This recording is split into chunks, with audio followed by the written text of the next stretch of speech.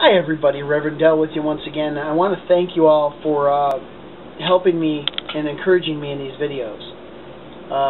Like Mr. Quaid Severitas, I love the conversations. Keep them up. Let's keep it going. In the last video, to answer everybody's question, this is what started this, when my response to the Amazing Atheist on Stomp on Jesus is I showed my credentials of ministry because I want people to know that I really am a minister.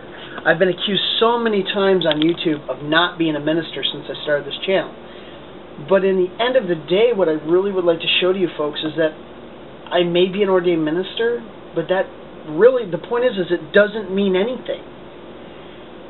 My ministry is an oath to God that I took because I need faith. Like I said in my video, I lost a lot of people I loved. And I feel like I need to know when I pass from this earth that I am going to go somewhere else. I do believe that. Atheists, from what I understand, don't. They believe on science and things you can prove, which is a very admirable thing to think, which is where I kind of incorporate atheist beliefs into my ministry. I know it doesn't make sense, so let me clarify. The atheist views on science and technology and proving something exists, with the exception of proving if God exists or not. I mean, I think I kind of got a way of logic that maybe, you know, Mr. Quaid Severitas is right. Maybe God doesn't exist, but people need him to exist. So by that train of thought, people can justify saying he exists because they want to see proof, and they manifestate in their own minds proof that he exists. Therefore, in a way, he does exist, if you think on that logic pattern.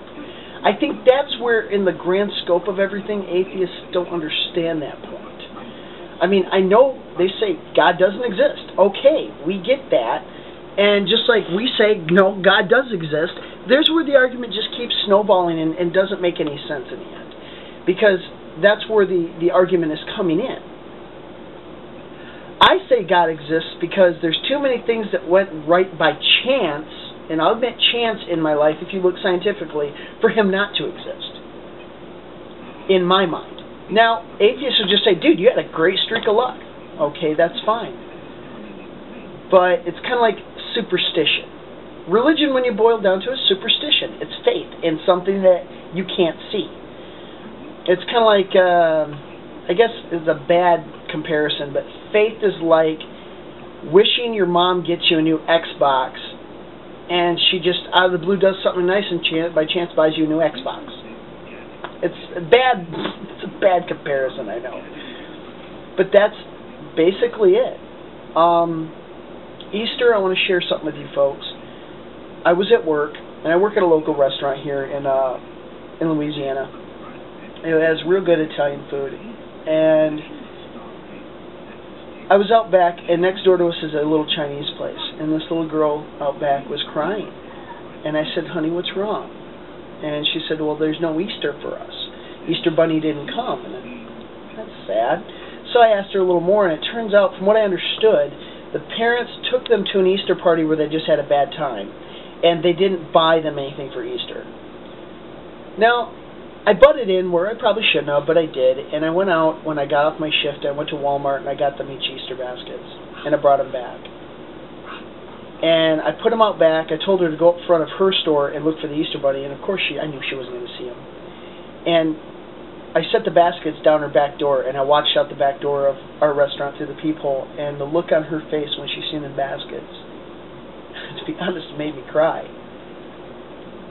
That's the example I have for having faith. To give children an imagination for a little while, because we all know as we grow up, we know what happens. Where's Santa? Where's the Easter Bunny? What's the truth? But if we can give those children for a little while that imagery, and people argue you're giving them false expectations to be dashed later, that's okay. It builds character. But for a little while, they can have pure joy, pure happiness. There's nothing more than the joy in a child's heart when you see their eyes light up. There's nothing more invigorating than seeing a child happy. The innocence, the purity of being able to love. And if you can capture that when you're older, after you know everything that is the way it is, if you can still capture that essence and that feeling, my friends, you found something greater in this world than any cigarette, drink of beer, even time with a friend to capture that joy.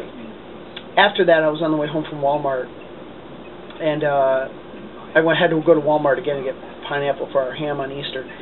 I came out and I saw a sign with an elderly black lady sweating underneath the Louisiana sun for a donation for abused children.